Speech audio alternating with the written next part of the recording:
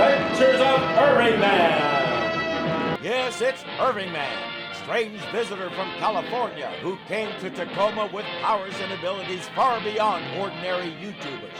Irvingman, who can change the most innocuous statement into a dumb joke, still lives in his childhood with his old TV shows, and who, disguised as Irving J. Funkelmeyer, fights a never-ending battle for laughter, music, and ad revenue. Oh, Clark, did you see this ad in the classified section? Which one's that, Lois?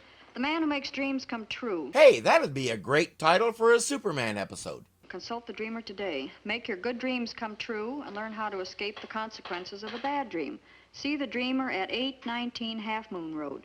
Sounds like some kind of a cheap racket to me. That's because it is, as we'll see, and it has nothing to do with why Perry called everybody to his office. As you know, the King of Sartania arrives this morning. I've set up an interview for 10 o'clock in the presidential suite. Be there, that's all. About face. Forward, ho. Clark is one of the few people on Earth who can get away with something like that. Lois is another. Jimmy, The dreamer. Enter. That's all you've ever been, ever since I've been married to you. Just a dreamer. This time it'll work, Ruby.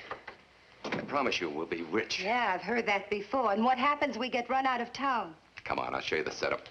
he's got an exotic-looking room with special lighting and all kinds of cool stuff. Ruby figures it's still nickel and dime stuff and they'll never get rich doing this. But Swami Swindle has a bigger target in mind. Before I'm through, I shall own an entire country. You've gone crazy. Not a big country, I'll admit, but very rich. It's called Sartania. The country is Sartania. Their chief export is sartorial equipment, I guess. How does he figure to do this? 6 months ago, they announced that King Leo would be making a tour of the United States. Since then, I've studied everything ever written about Sartania and its king. I even know he has a birthmark in the back of his neck. And? How would you like it if I were the next king of Sartania? He says, I just need one good testimonial to lure the king in. Is the dreamer in? The who? The dreamer. Oh, yes, the dreamer. Come on in. Thank you. And there it is. Her name is Nancy Boyd, and she's a high school student. Her friends all collect celebrity autographs, but there's only one autograph she's interested in getting, and last night she dreamed she got it. Time for the dreamer to do his thing. I'm beginning to see it. Where did you meet him? I'm not sure. It was kind of funny. Lots of glass and white. That's all I remember. I'm beginning to hear a voice. Yes, I see it now. The place is an ice cream parlor. The autograph she wants is Superman's. He finagles the dress of an ice cream parlor out of her and says that's the one. Superman will meet you there in an hour, and he won't be using reverb. Jeepers, Your Majesty, why do you wear the rabbit's feet? For luck, of course. And these are good luck charms, made many thousands of years ago. And you really believe in them, Your Majesty? Certainly, Mr. Kent. What I do for my country. In fact, that's the only reason I go to bed at all. So as I can have my dreams. This may be easier than anybody thought. For starters, Sergeant Schultz is his bodyguard. Second, he says bluntly that he governs by his dreams. I remember maybe 3 dreams a year. So if I tried to king the way he does, most of the time my people would be on their own. Mr. Kent? Oh, yes. What can I do for you? My name is Thompson. I hate to disturb you, sir, but it's pretty well known that you can make contact with Superman. He gives Clark a nice sob story about poor little Nancy, so lonely and shy and withdrawn. It'd do wonders for her if she could meet Superman at the ice cream parlor. Would you sign this for me, Superman? Of course. You know, Nancy, you don't seem to be the lonely type to me. Lonely? Why, she's the most popular girl in school. Whoever that guy was, he lied. The question is, why go to all that trouble to get a young girl an autograph? Oh, golly, I've never been lonely in my life. But when I had that dream, I simply had to go and see the dreamer. Dreamer? Nancy, did you just say dreamer? I promised not to say anything. It should be enough to put him on the scent, though it's hard to tell at this point. How can I ever thank you? Well, you can do me a small favor. I want you to talk to someone who needs me very much. I assume he means the king. I wonder why he assumes she can gain access to the king.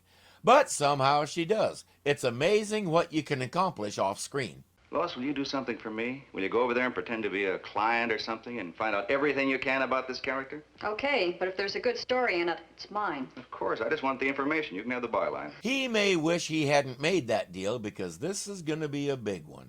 Before Lois can get there, the dreamer has another client. How do you do?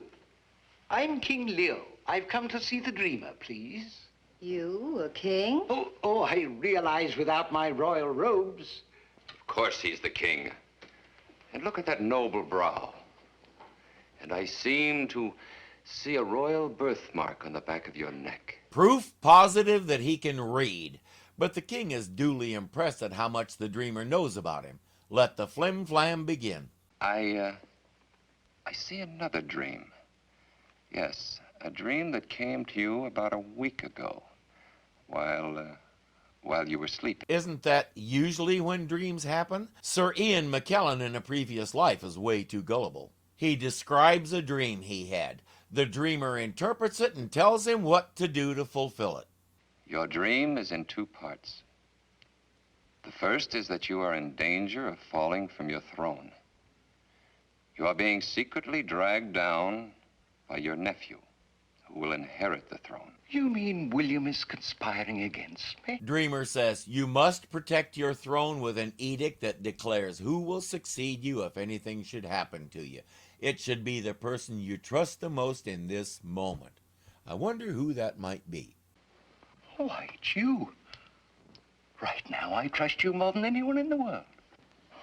I'm honored, Your Majesty. Where did this come from? Up his sleeve, most likely. It just happens to be the very document he needs, and it's already filled out. Amazing.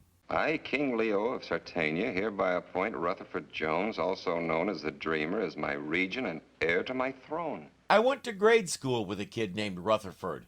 If you really wanted to make him mad, you called him that. He went by Skip, and you couldn't blame him. I'd be inclined to skip a name like that, too. The king signs at once. Now about the second part of the dream. The water. You must stand in shallow water.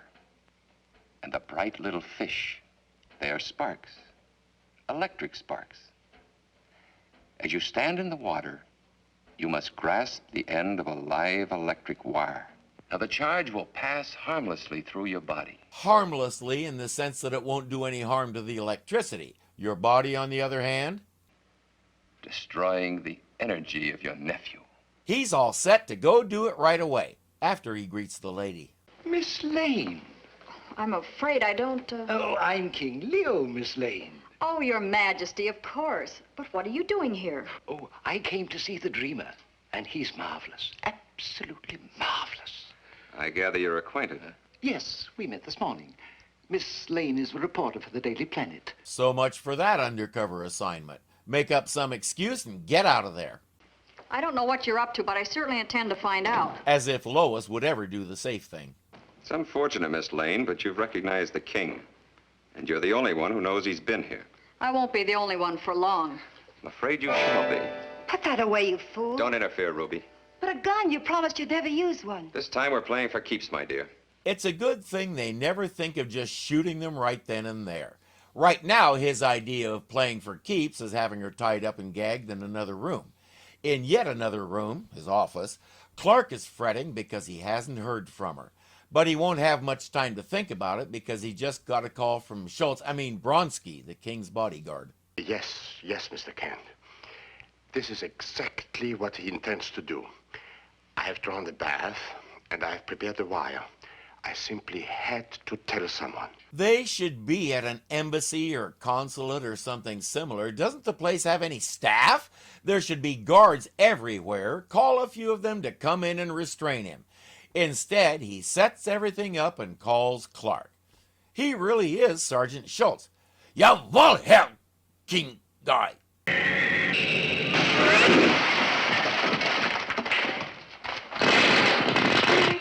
magnificent. Magnificent. Your Majesty, what would have happened if I hadn't arrived in time? But you did. And somehow he must have known. The idea of doing this was to save the throne for yourself. Please explain what any of this has to do with that. Meanwhile, Mr. Jones is wondering why he hasn't heard an announcement that the king is dead yet. Good evening. You're all right? Maybe that's why. The king says, "You knew Superman would come save me, didn't you?" Dreamer says, "Of course I did. Now, here's what you have to do next." Henderson, Joe. Alert all cars on the Palisades district. Some characters on the old cliff road driving backward right toward the cliff. Get on it. It's worse than that, Bill. Did you see it? Here, I'll slow it down.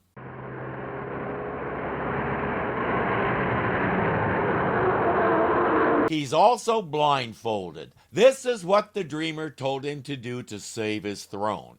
Once again, Superman has to rescue him from himself. Now he's convinced that nothing can hurt him. Watching this guy leaves me wondering how many different people have sold him the Brooklyn Bridge. He promises Superman he'll go straight home and stay there all night. Of course, when he gets there, he calls the Dreamer and gets permission to keep his promise.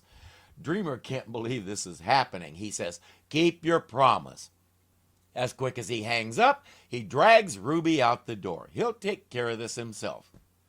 Incidentally, we won't find out whatever became of Ruby. She'll just vanish. Too bad she didn't teach Rutherford how to do that. Anybody here? Help! I'm in here! Help! Help! I'm in here! Help! Help! Help!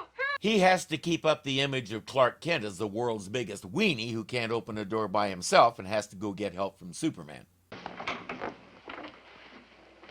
How did you find me, Superman? Well, that isn't important now, Miss Lane. Why did they make you captive? I saw the King of Sartania here. I don't know what they're up to, but he's in great danger. Well, it begins to make a little sense. Now, look, I want you to go back to the office and wait. I have something to do. You wouldn't believe how bad I have to pee. So this is what you wanted all the time? To get rid of me? Of course, you little fool. And this time I'm going to make sure. Now move towards that window. What can I do, Your Majesty? Nothing, Bronsky. And he's right. I have been a fool.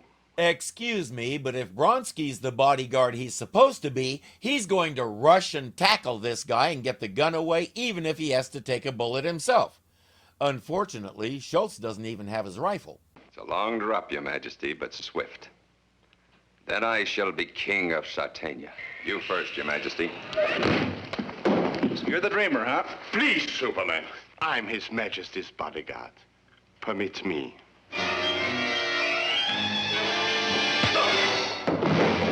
Okay, I have to admit, we never saw Schultz throw a punch like that. Hey friends, if you enjoyed the video, please click the thumbs up button and let me and YouTube know it. If you're not subscribed yet, you know what to do. And remember, you can become a patron of this channel for as little as $2 a month. Thank you so much for watching, and I'll see you next time.